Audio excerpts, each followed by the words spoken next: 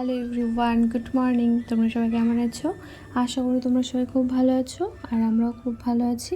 আমার আরেকটি নতুন ভিডিওতে তোমাদের অনেক অনেক ওয়েলকাম।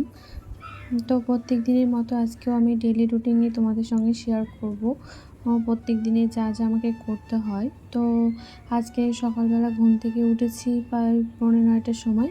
উঠে ব্রাশ করে মুখ চোখ ধুয়ে একটু কিছু খেয়ে নিয়েছিলাম। খাওয়ার পরে দেখো এদিকে আমার বর হচ্ছে রান্নাঘরে যা কাজ ছিল, যেমন আজকে যেহেতু শনিবার, রান্নাঘরটাকে পরিষ্কার করার করছিল ও। গতকাল রাতে আমি আর পরিষ্কার করে রাখিনি, সে কারণে সকালবেলা ঘুম থেকে উঠে ও আগে ঘর বাড়িগুলোকে একটু পরিষ্কার করে নিয়েছে, আর রান্নাঘরটাকেও পরিষ্কার করে নিয়েছে, বাসন মেজে ও ভাতটা বসিয়ে দিয়েছিল। তো আর আমি ওইদিকে সবজিপাতি যা ছিল সব কেটে নিচ্ছিলাম। তো ভাতটা হয়ে গেছে, তো ভাতেরও মাঠটা ছেঁকে নিচ্ছিল। আর এদিকে আমি আলু ভাজা বসিয়ে দিয়েছি। আর এত তাড়াতাড়ি রান্নাবাড়ি করেছি, মানে ভাবার বাইরে। ভগবানও দেখছে আমার দিকে, সেই কারণেই দেখছি যে এখন না খুব তাড়াতাড়ি রান্না টান্না হয়ে যায় আমার। তো তখন তো বাজে 9:30, আমার 10:30টার মধ্যে সব কিছু রান্না হয়ে গেছিলো। আর রান্না করেছিলাম আমি আলু ভাজছিলাম, আর করেছিলাম আলু পটলের তরকারি, আর করেছি আমি মুগ ডাল। আর এদিকে তো দেখতেই পেলে আমি মুগ ডালটাকে সেদ্ধ করতে বসিয়ে দিয়েছি, ভেজে সেদ্ধ করতে বসিয়ে দিয়েছি। তো ওইদিকে হতে থাক সেদ্ধ, আর এদিকে আমি তরকারিগুলো করে নেব। তো দেখো আলু ভাজার মধ্যে আমি একটু জিরে সম্রাট দিয়েছি, জিরে সম্রাট দিলে বেশ ভালো লাগে। আর এই যে দেখো সকালবেলা থেকে খুব মেঘলা আকাশ, আর বৃষ্টি হচ্ছিল। এই যে রাত্রিবেলাতে বৃষ্টি হচ্ছে, এখনও বৃষ্টি নেই কিন্তু রাত্রিবেলাতে প্রচণ্ড বৃষ্টি হয়েছে। আর গাছপালাগুলো দেখো কত সুন্দর লাগছে দেখতে।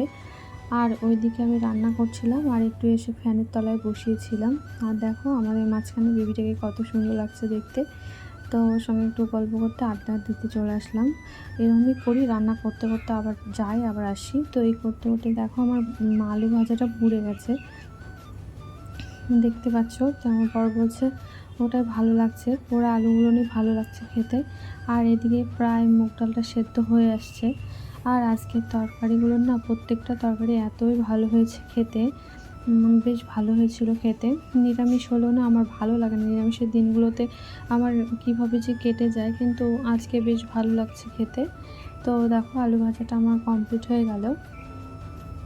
বেশ অনেকটা আলু ভাজা করেছিলাম, কারণ আমার বরের খুব প্রিয়।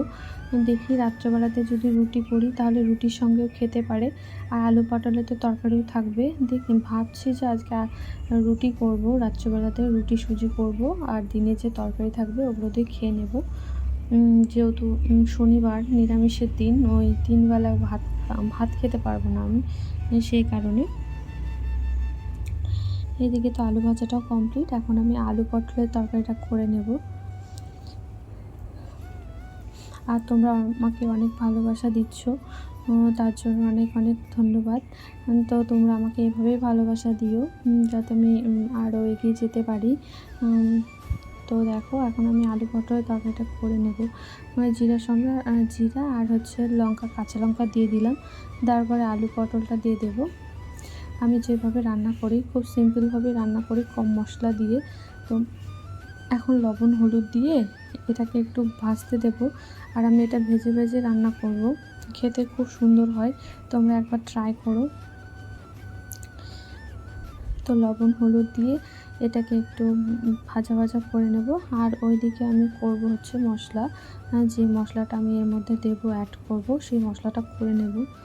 দেখো হলুদগুলো না বাড়ি থেকে নিয়ে এসেছি, আর এটা হচ্ছে আমার বাবা বাড়ির হলুদটা, মানে বাবা বলছিল যে হলুদটা নিয়ে যাস, খুব ভালো। তো এই দেখছি সত্যি খুব সুন্দর, কালারটা খুব সুন্দর আসে।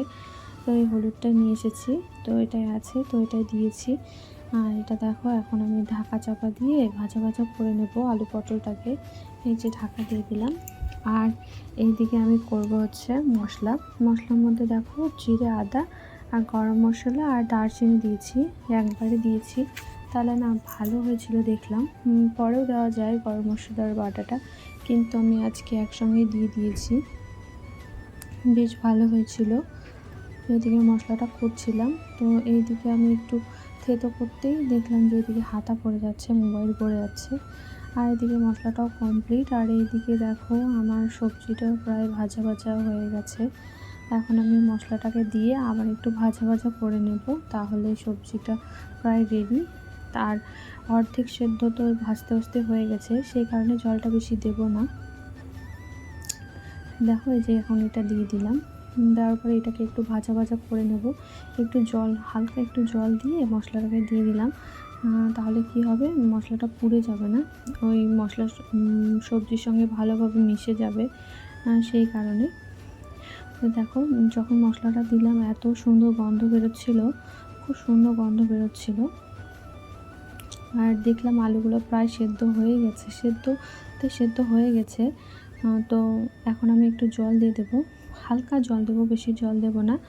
এই আলু পটলের তরকারিটা হয়ে গেলে তারপরে ডালটাকে সম্রাট দিয়ে দেবো, তাহলেই হয়ে যাবে আমার আজকের রান্না। তো আমার রান্নাগুলো তোমাদের কেমন লাগে অবশ্যই কমেন্ট করে জানিও। আর তোমরা এইভাবে রান্না করে খেতে পারো, বেশ ভালো লাগে খেতে। তো এই যে দেখো মশলাগুলো ভাজা ভাজা হয়ে গেছে, একটু জল দিয়ে দিলাম। আর আমি গরম জলটাই বেশি দিই, কারণ আমার হাতে খুব সময় কম, কারণ সকালবেলাতে এত বেশি তাড়াহুড়ো থাকে যে আমাকে খুব তাড়াতাড়ি করে রান্না করতে হয়। আর সকালবেলা তো উঠতে পারি না, জানি না, আমার 8টা না বাজলে ঘুমই শেষ হয় না, এরকম একটা ব্যাপার। সেই কারণে আমার একটু সকালবেলাতে একটু তাড়াহুড়ো করতে হয় রান্না বাড়ি করতে। তো এদিকে আলু পটলের তরকারিটাও তো হয়ে গেল। আর একটু সামান্য পরিমাণে হলুদ দিয়ে দিলাম শেষে, তাহলে কালারটা একটু ভালো আসবে, সেই কারণে।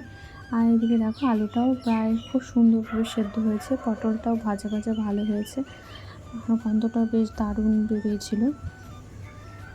আর পটল আলু তরকারিটাকে নামিয়ে নিলাম, তো বেলে অনেকটাই হয়েছিল, রাত্রেবেলাতেও বর খেয়েছিল রুটি দিয়ে। আর এদিকে দেখো ডালটা সম্রাট দেওয়া হয়ে গেল। সেই সময় আবার বৌদি ফোন করেছিল, সেই জন্য আর কি ডাল সম্রাটটা আমি দেখাতে পারলাম না। তারপরে খাওয়া দাওয়া কমপ্লিট করে আমি একটু শুয়েছিলাম, ভালো লাগছিল না। আর খাওয়া দাওয়া কমপ্লিট করলে না সঙ্গে সঙ্গে আমি একটু শুয়ে থাকি, শুয়ে থাকলে ভালো লাগে, শুয়ে থাকি বা ঘুম পেলে ঘুমিয়েও পড়ি। তো আজকে আমি একটু ঘুমিয়েছিলাম। তারপরে বর আসলো, তো ও আবার স্নান করে যে পুজো দিচ্ছিল, সেই কারণে আর কি জেগে গেছিলাম আমি। তারপরে তো দুপুরবেলাতে আবার একটু খাওয়া দাওয়া করে নিলাম। খাওয়া দাওয়া করে বিকেলবেলাতে দেখো এখন একটু বসেছিলাম একা, ভালো লাগছিল না, আজকে শর্ট ভিডিও বানাইনি, তোমাদের সঙ্গে তো শেয়ার বলেছি যে আজকে শর্ট ভিডিও দিইনি। আর এইদিকে আমার গাছগুলোর অবস্থা খুবই খারাপ, গাছগুলোকে কি করব বুঝতে পারছি না, না আমি ঠিক করতে পারছি, না আমি দেখে রাখতে পারছি। গাছগুলো প্রচণ্ড ফাঙ্গাস ধরেছে, দেখতে হচ্ছে সাদা সাদা ফাঙ্গাসগুলো হয়েছে, গাছগুলোর প্রচণ্ড খারাপ অবস্থা, কাটতেও পারছি না, জানো তো, খুব মায়া লাগছে।